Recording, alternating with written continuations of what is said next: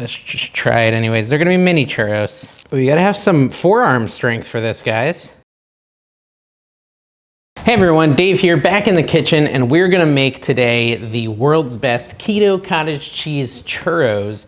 And how excited am I? Very. I'm answering simple questions that I'm asking myself for some reason now. Anyways, let's get into it. All right, so what we need first is some blended cottage cheese, and we just want 3/4 cups of that. So I actually have a measuring thingy that is exactly 3/4 cups. I know not every measuring cup set comes with a 3/4, but this one has it, which is handy.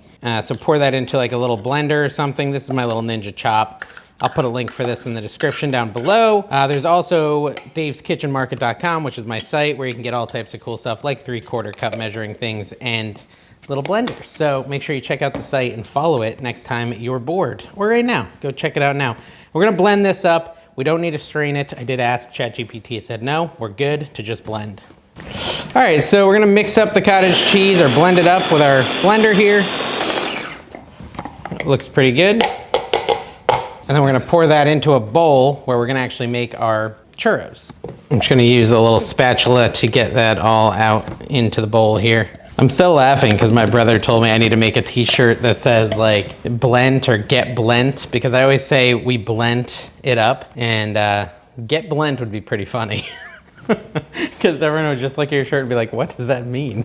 All right, so we wanna add into the cottage cheese a egg, you know, which are now $40 a piece. Not really, but maybe one day. Break the egg in there. All right, then add 1 teaspoon of vanilla extract in as well. Hold on, let's just pour it out. Boom, there we go. Then we want to melt 2 tablespoons of butter and put that in there. Here's my butter. 1, 2, probably about 2 right there. I'm gonna melt it up in the microwave. I just went off on a rabbit trail mentally where I decided to Google countertop with built-in stovetop, or like an island with a built-in stovetop. This would be really handy for me doing these videos. Moving over there is a pain in the butt. Okay, pour out the butter into there, and then we're just gonna mix that up. Get it all blent again. See, look at that, blend. It says to use a whisk, so I'm using a fork because I'm a baddie like that. Also, I can't find my whisk. I ordered one on Dave's Kitchen Market, but it won't be here for a couple days. Mix it up. That's pretty good, pretty well integrated, I would say. I'm gonna set that aside, and we're gonna get another bowl to do our dry ingredients. So we want a 1/2 cup of almond flour into the bowl, and then we want a 1/4 cup of coconut, how do you open it? 1/4 cup of coconut flour as well. Goes in there. We then want a 1/4 cup of allulose sweetener. It's a keto-friendly sweetener. We are doing these keto, so obviously we want to use some keto sweetener. 1/4 cup of that goes in with the dry. Just lots of bags of ingredients that we're using here. We then want a teaspoon of baking powder. Try not to get the vanilla that I used the other side of this for in there. Like so. And then xanthan gum, which sometimes people in the comments tell me isn't keto, but everything I researched says it is. We need a 1/2 teaspoon of the xanthan gum. And I think this is like a binder. It helps it all stick together, but I'm not entirely sure. So the xanthan gum. Then want a 1/2 teaspoon of cinnamon, because they are churros, and churros should be cinnamony. Add that in there.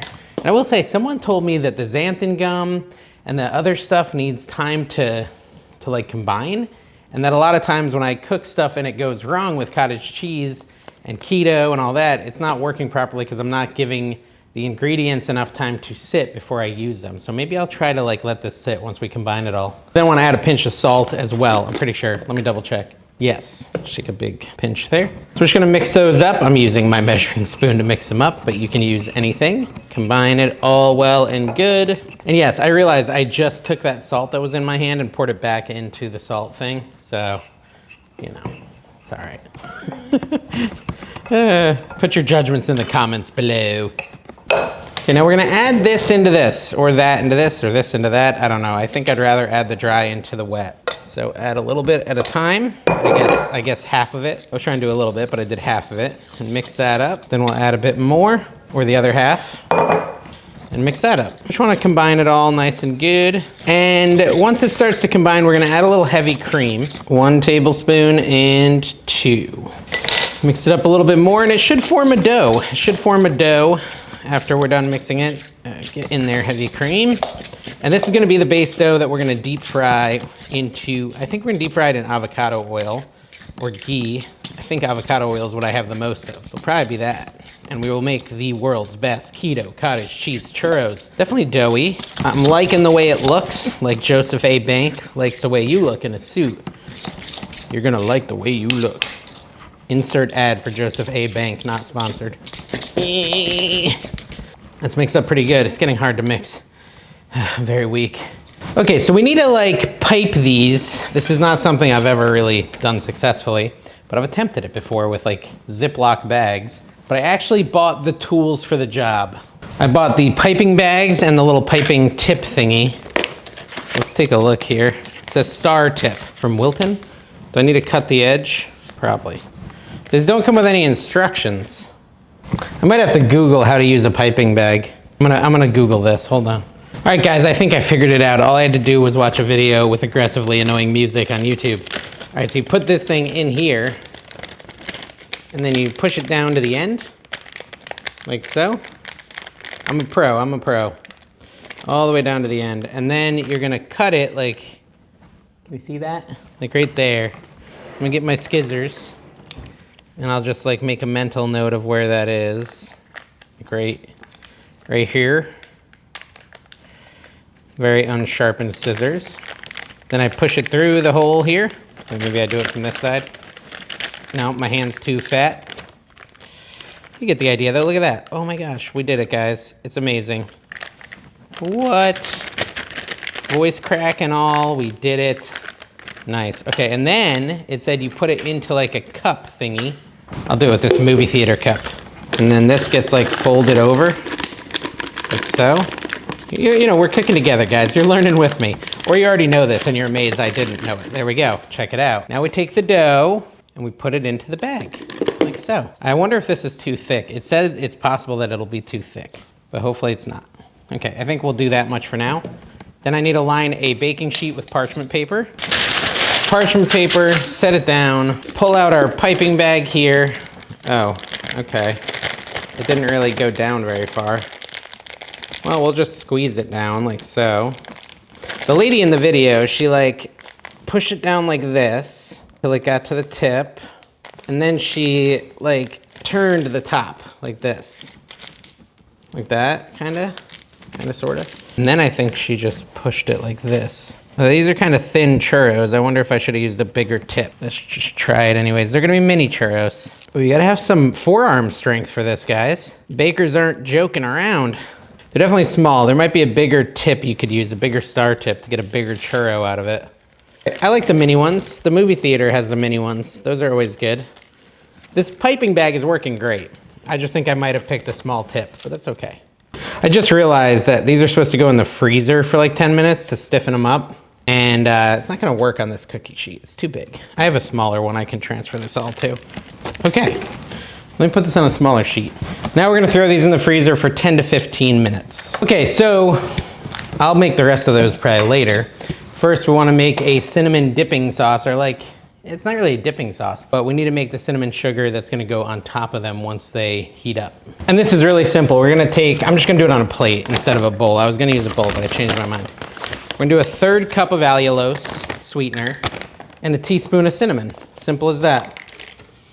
A teaspoon of cinnamon helps the sugar go down. That's not right. Ours is a little bit of a heaping teaspoon. And then just mix that up. That's gonna be our cinnamon powder for once the churros are done. We can set that aside. And we're gonna wait the 15 minutes and then we're gonna fry some up. I will be right back. All right guys, so I'm gonna add my olive oil to a pot here and let it get warm for frying. I don't know how much I'm supposed to do. I guess I could read it. I'm just gonna do the whole bottle though, because I'm a madman. Ooh, splurting everywhere. There we go. We wanna heat that up to 350. So our oil is at like 350 degrees, and hopefully our churros come off this parchment paper pretty easily. We'll see, yeah, kind of. They're a little sticky. I'm just gonna pop those into the oil and start frying them. I'm gonna do a handful of them here. That's probably enough for the first batch, yeah? We're gonna let these fry up. Let me see, how long should we do it? 2 to 3 minutes, it says. Uh-oh, hopefully they're not falling apart. That'd be bad. That'd be bad, but typical for my show. They kind of look like they're falling apart, guys. Dang it. It's Scuba Steve. Why? Why do you do the things you do? Oh my gosh. Oh, this is terrible. This is awful. Why? Why? Ugh. The worst. The absolute worst. Okay, so the churros fell apart in the oil. I think what I'm gonna do is I'm gonna move on to my next recipe because I'm doing more than one today. And I'll be back here in a second. I'm gonna let them freeze up for like an hour. If they're frozen enough, and I'm gonna use less oil maybe. I think that might be the key, less oil and more frozen. Instead of deep frying them, I should like pan fry them. So we'll be back in a minute. Hopefully it works. All right guys, Tina had an idea, my wife. Leave it to your wife to have all the good ideas. Her idea was the air fryer. And I think that's brilliant because then I don't have to worry about the oil disintegrating the churros. So we're gonna put the churros into my air fryer here and we'll just fit as many as we can in here. We're going to air fry them and I bet it's gonna work perfectly and it's gonna solve all our problems, which I'm very excited about, hopefully. I'm speaking positivity so that we get some positive results. All right, I think that's pretty full. I'll try to sneak the last one in. Put them in there, 375 into our air fryer. Air fry, 375? Yeah, 375, 10 to 12 minutes. So we'll do 12 minutes, actually we'll do 10 minutes, 11 minutes. At 375, air fry, start. That's cooking, we're cooking, and hopefully they come out good. And then we're gonna get some melted butter and some cinnamon and roll it in it. All right, it's been like 10 minutes, but it smells like it's burning. Dang it. It is burning. Man, well, I was like, crap, it smells burny in here. Yeah, they smell a little burnt. They might still be good. I'm not giving up yet. This side looks good. You know, we'll just show the good side, like with the Christmas tree, you just hide the ugly side. Look, see? Look, they look like churros, kinda, sorta, but a little crispy. Whatever, it's fine. So we're supposed to do next, oh, it's still on. Power off, okay. We're supposed to butter them, give them a little butter, little butt hair. Not butt hair, just butter. Man, I can't believe I burnt them. So if you do this at home, guys, try 8 minutes because I was at right around 10 when this happened. So I think 8 minutes might be the magic number. At least look at them at 8 minutes. I should have done that. They were smelling really delicious until they started smelling burnt. So it still might taste good though. We're gonna see. We can grade the texture. Now we're gonna dip it into the cinnamon.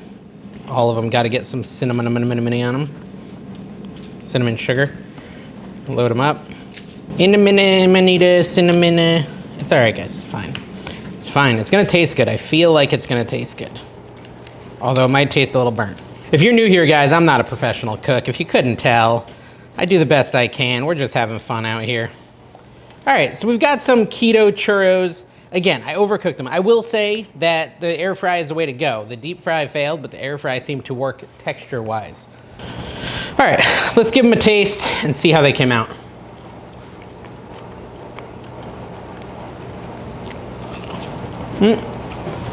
That one's gone. It's delicious. It actually doesn't taste burnt at all. It tastes like a churro. Oh, these are dangerous. Despite all my worry, it actually is very delicious. And if you guys just cook them for like 8 minutes instead of 12, they're gonna be perfect. I mean, this tastes like a churro, it feels like a churro. The cinnamon sugar is delicious. Very good, texture is great. So not a total fail. I've eaten like 3 in the last 10 seconds. Thank you guys for watching. I hope you enjoyed. If you make these, take a picture, put them over on Dave's Kitchen Market so I can check them out. Make sure you subscribe and we'll see you next time.